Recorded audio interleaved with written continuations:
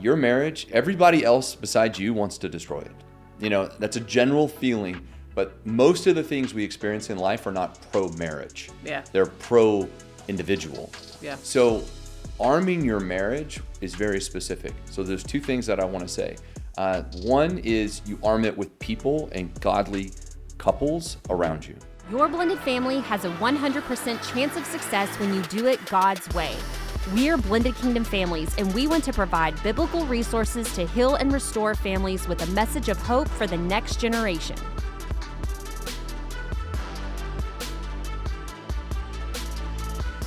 Hey guys, welcome back to the podcast. The Blended Kingdom Families podcast. With the most beautiful co-host. Thanks, babe. Glowing in your sparkly shoes. If you don't know, Vanessa loves sparkly shoes. Sparkly anything.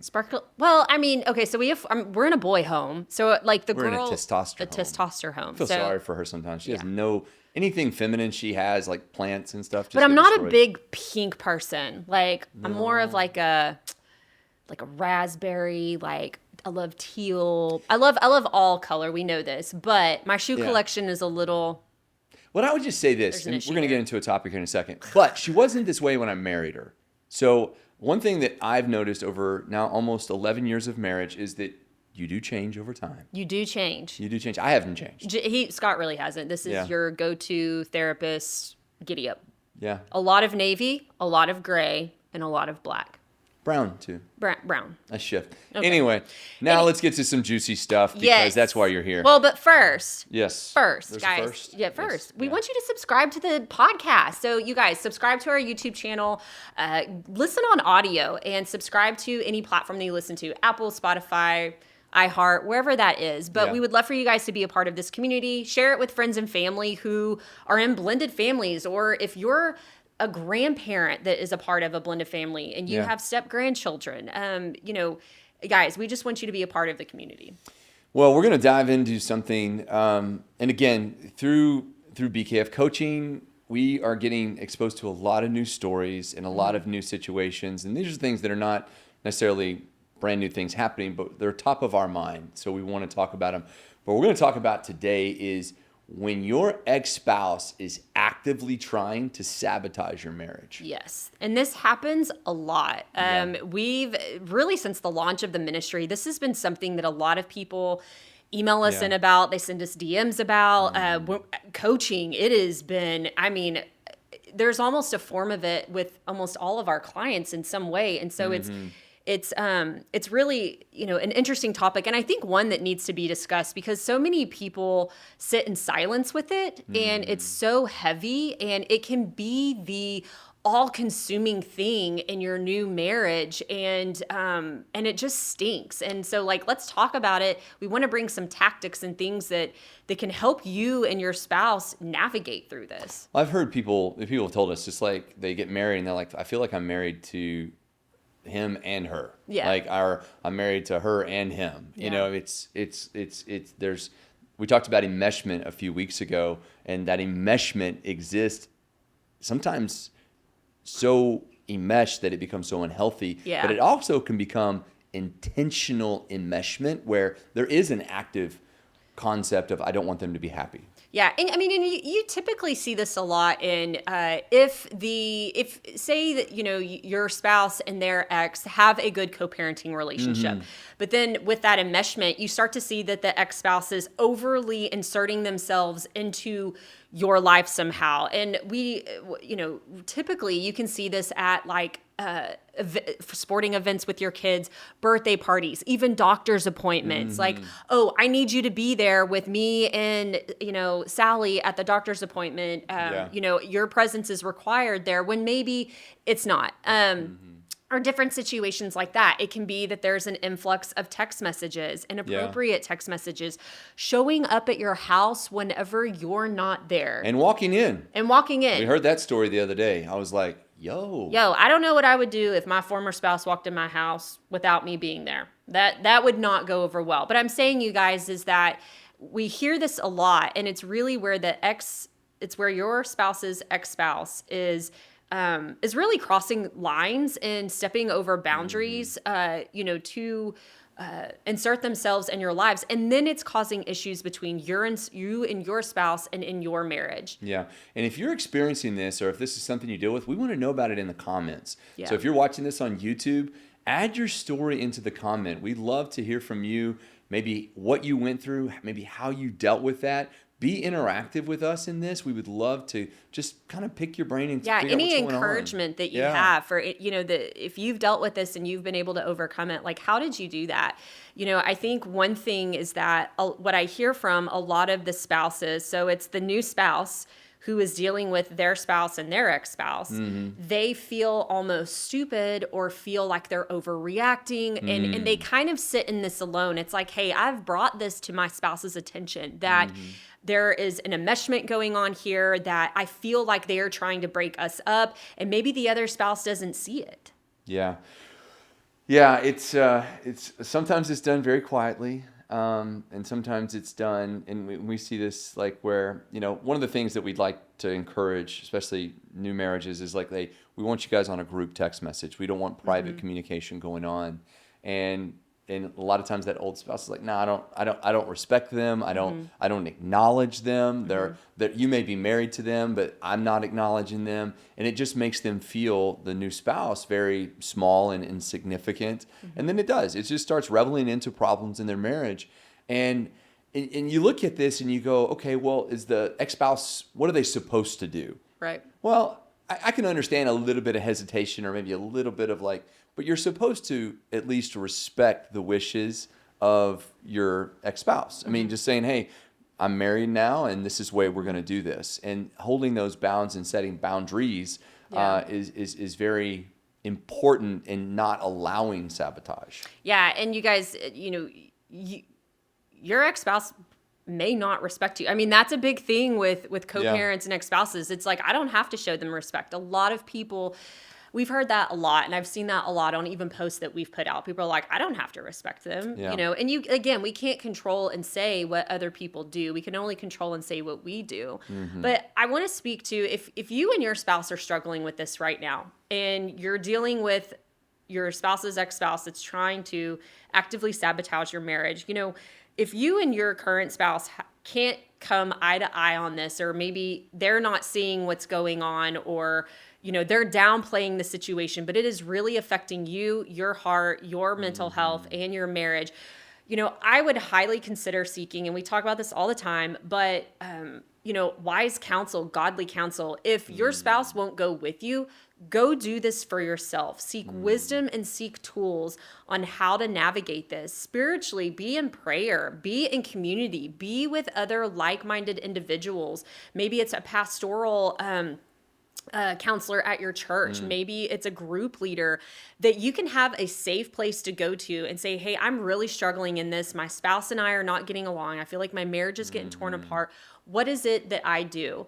And then also, go to your spouse, sit down and try to have a conversation that's where it's not all defensive, but where you're communicating in a healthy and an effective way that says, hey, this is what I am seeing and experiencing. When your ex-spouse says and does this, this is how it makes me feel.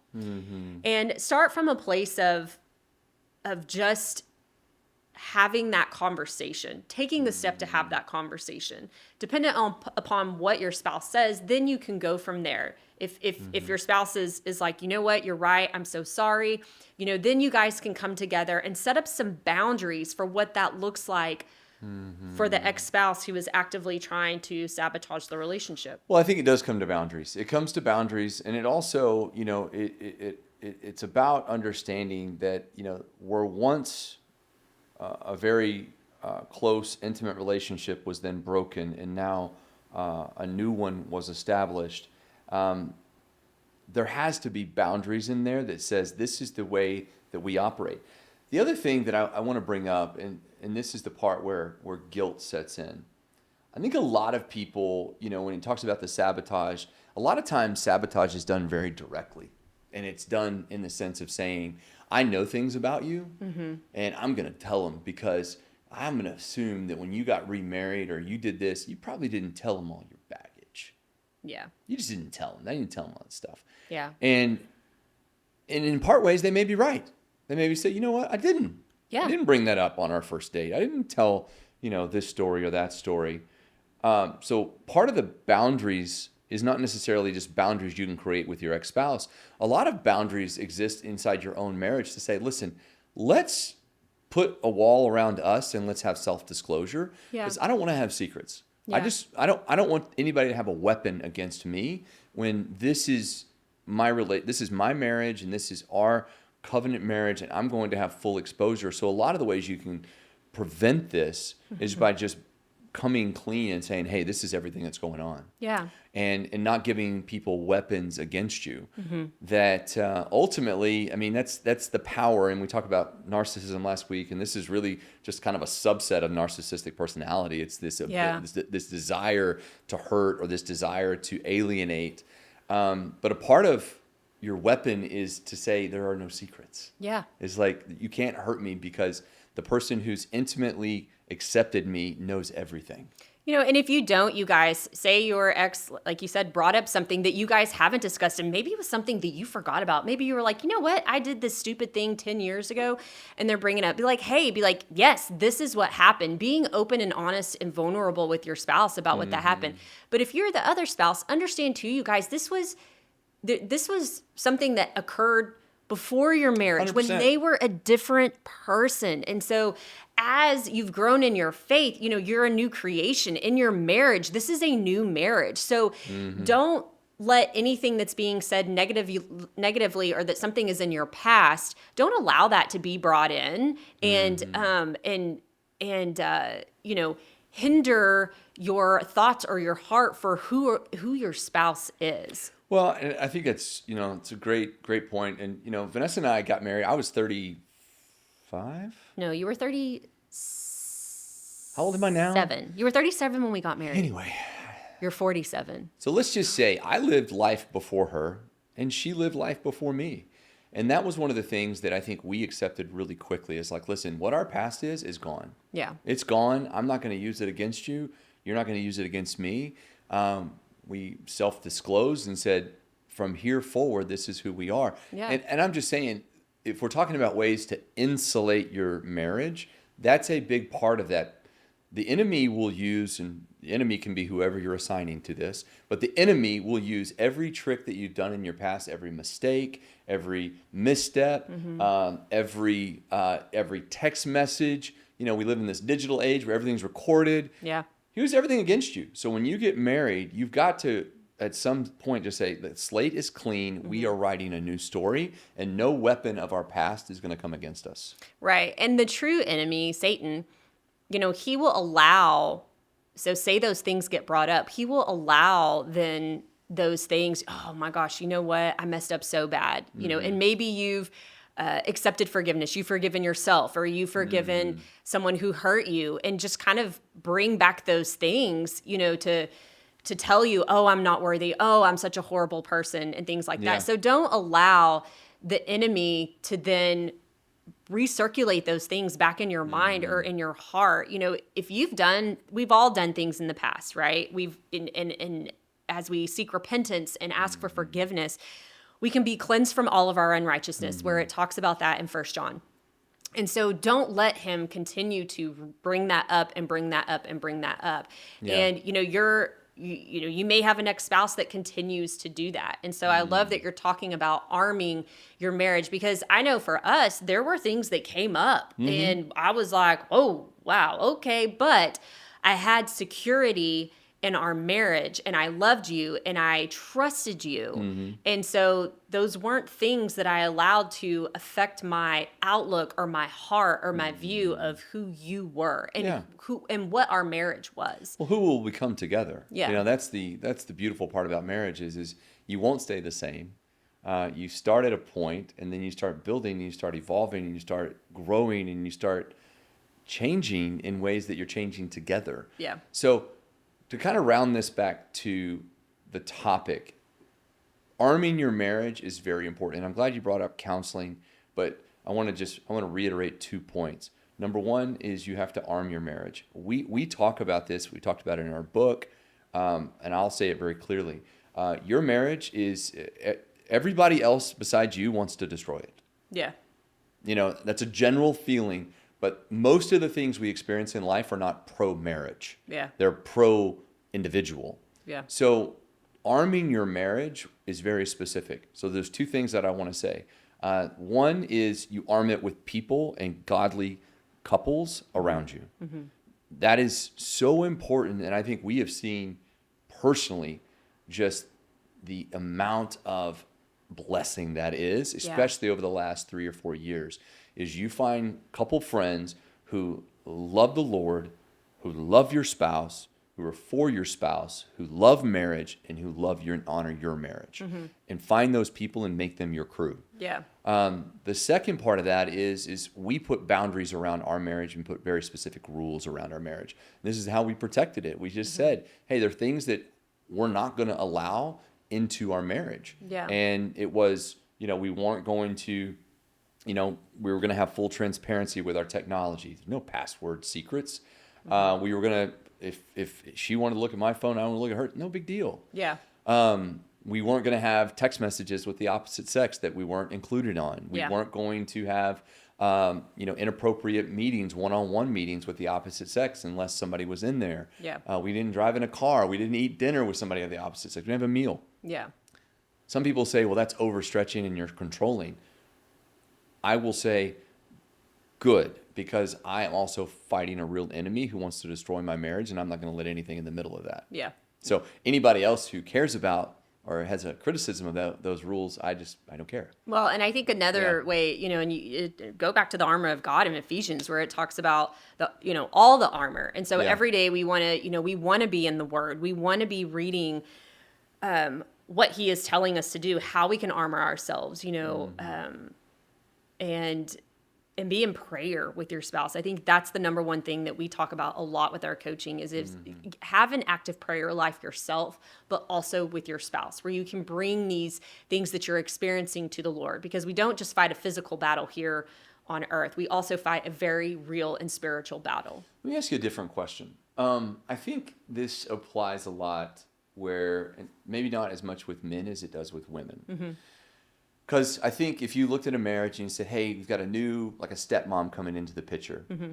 And I know women, they want to feel accepted. They want to feel valued in that role. Mm-hmm. And sometimes the biological mother is not only sabotaging your marriage, but also planting seeds within you. Yeah. So how would you encourage women, moms, stepmoms that are in this role to say, I know you want to feel so valued and you want to feel so validated and you want to feel so loved. Yeah. And that is a great thing, but you can't do it blindly and try to create relationships with maybe the biological mother that are unhealthy. What would you encourage women in those senses? I would just say, again, I think you've got to be in prayer and you've got to have spiritual discernment on this. So I always go back to asking God, like, Lord, what does this look like? Like, how would you have me approach them? Like, what should I say?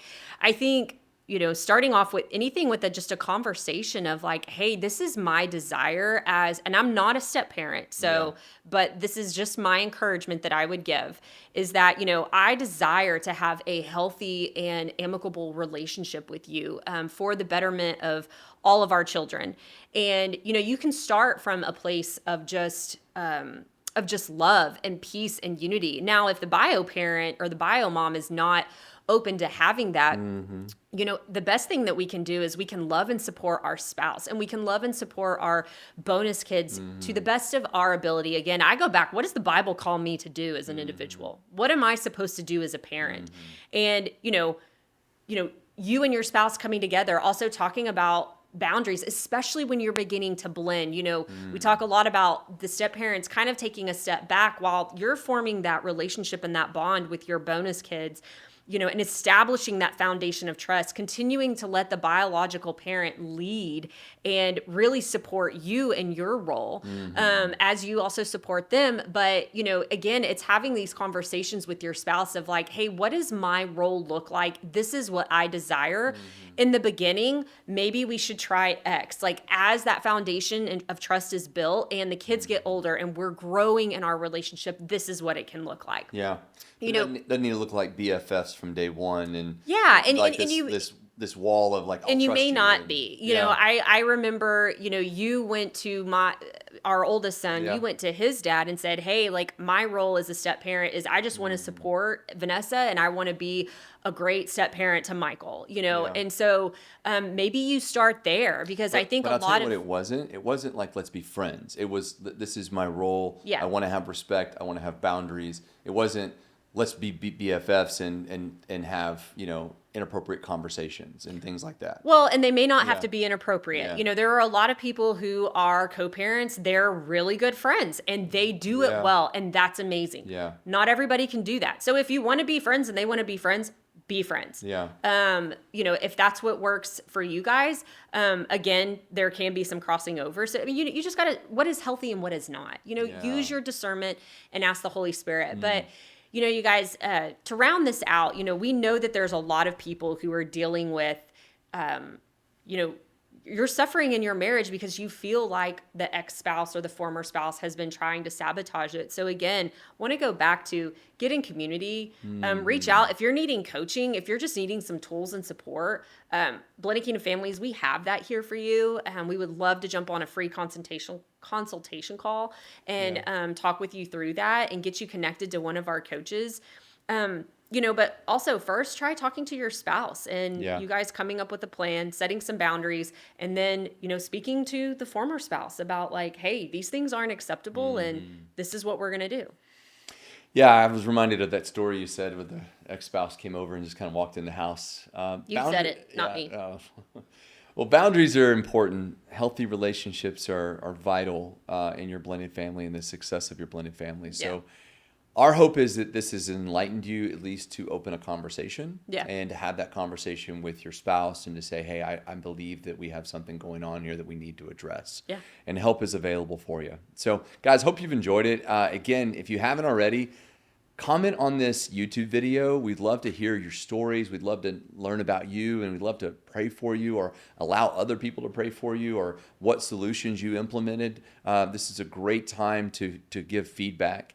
Don't forget to subscribe. You'll be notified every single week when we drop a new podcast. Yep. And then you can join us next week. I'll be with the better looking of my half, and we'll have a great time. So, you guys take care. All right. Be blessed in all that you do. Hey friends, so glad you were here with us today, and I hope you enjoyed today's episode. You can find more resources from Blended Kingdom Families at blendedkingdomfamilies.com. Join us again next time as we talk about more blended family topics. Be blessed in all that you do, and remember, nothing will be impossible with God.